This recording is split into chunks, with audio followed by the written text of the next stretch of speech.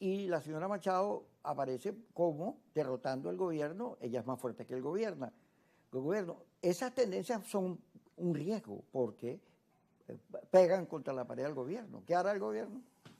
Mira, lo que va a hacer el gobierno lo sabe el gobierno solamente. Yo lo que te iba a decir con esa pregunta... ¿Qué escenarios? Es que yo tengo, claro, o sea, yo nunca había tenido, nunca no, desde hace mucho tiempo yo no había estado en una campaña que a mí me animara como esta. He trabajado por todo, yo trabajé por Manuel Rosales, trabajé por Enrique Capriles, hasta trabajé por el señor Henry Falcón, cosa de la cual no me arrepiento porque era el candidato que estaba y yo voy a trabajar por el candidato que se postule contra Maduro, pero no, sobre todo en esas, yo trabajé mucho en las campañas, pero me sentía que no, el candidato no me entusiasmaba. Esta vez yo te confieso que estoy entusiasmado trabajando por el candidato presidencial como no había estado hace mucho tiempo.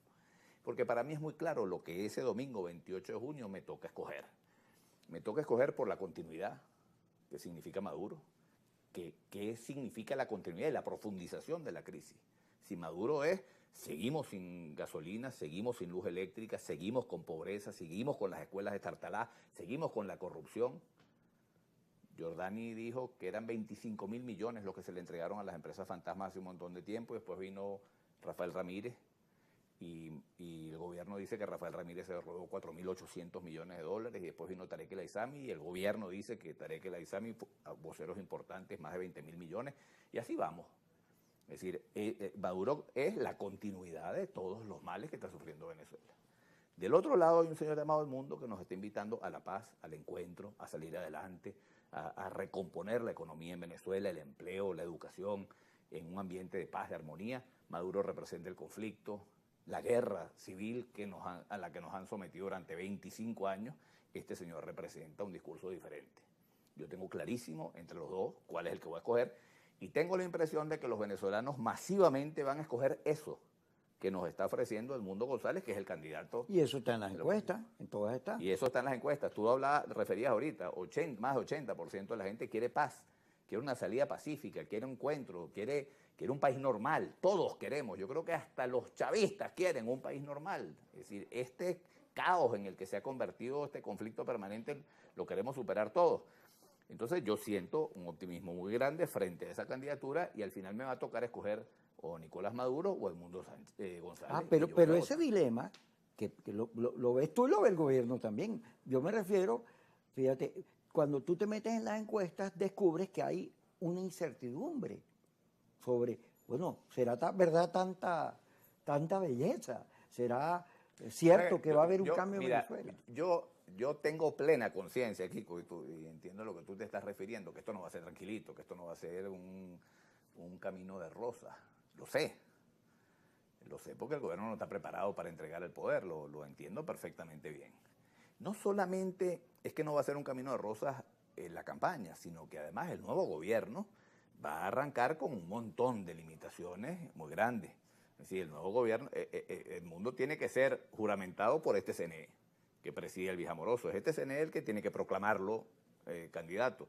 Después se tiene que juramentar ante esta Asamblea Nacional, que está 100% dominada por el gobierno, entre otras razones porque la oposición resolvió no participar en la última elección de asamblea. Va a tener que gobernar con el Tribunal Supremo de Justicia, con el Contralor, con el fiscal. Aquí el proceso de transición va a tomar tiempo, va a ser largo.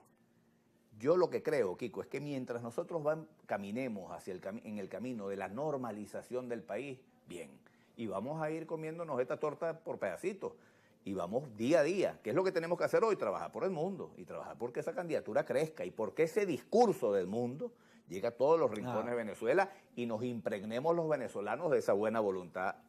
Un amigo mutuo me decía que el conflicto moderados radicales, que por cierto es un conflicto normal en todos los procesos de cambio, en la Revolución Francesa, claro, en los cubanos, donde te metas, siempre hay unos más arrechitos que otros que le meten más a la cabeza. Yo creo que eso es parte del juego. Creo que además siempre hay que avanzar, no hay que tener temor al cambio, porque el cambio siempre es indetenible, siempre se va moviendo, la historia se mueve. En política, con radicales moderados pasa como con el blanco y el negro.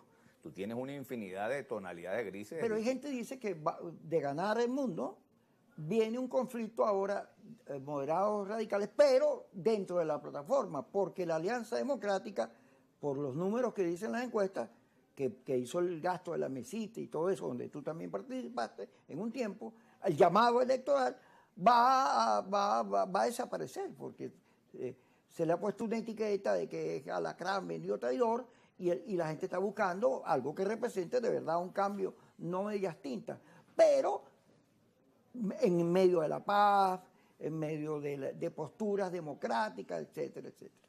Tú sabes que yo en la mesita nunca estuve, y nunca estuve porque te recuerdo rápidamente en ese momento había un diálogo gobierno-oposición que después se suspendió, ese diálogo promovido por Noruega, cuando el gobierno resuelve instalar una mesa de diálogo nacional.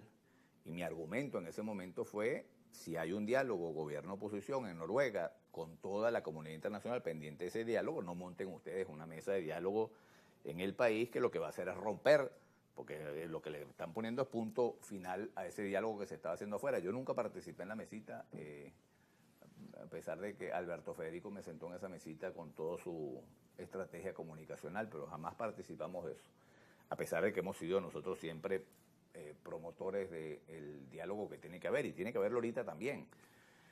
Sí, yo creo que en Venezuela tiene que haber capacidad de entendernos, es decir, no puede ser que nos sigamos enfrentando en una lucha agónica, porque es que no tiene sentido, somos hormigas de una misma cueva, es decir, todos los venezolanos, el 100% de los habitantes, quitamos el liderazgo político, el 100% de las personas que vivimos aquí, queremos vivir en un país en paz. Queremos vivir en un país donde los niños vayan a la escuela, donde los profesores estén bien pagados, donde no haya pobreza, donde haya oportunidades, donde se aproveche la riqueza del país para que la gente tenga empleo. Todos queremos lo mismo. Si todos queremos lo mismo en Venezuela, fuera del liderazgo político que se pelea por el poder, no puede ser que no seamos capaces nosotros los venezolanos de imponerle al liderazgo político el camino de la paz, del encuentro y del entendimiento. Entonces, nosotros hemos de alguna manera arado en el mar en estos 25 años, pero siento que se están dando las condiciones y el mundo creo que es providencial, la candidatura del mundo, que con ese discurso, con mucha convicción, además lo dice porque es parte de su naturaleza, no es un discurso fabricado, no es una pose, es que el señor es así y se comporta así, se ha comportado así durante toda su trayectoria. Oye, yo creo que esta es una oportunidad donde todos los venezolanos digamos, ¿hasta cuándo ese gobierno que se empeña en ponernos a pelear? ¿Hasta cuándo ese liderazgo que plantea dividir a los venezolanos entre patriotas y antipatriotas?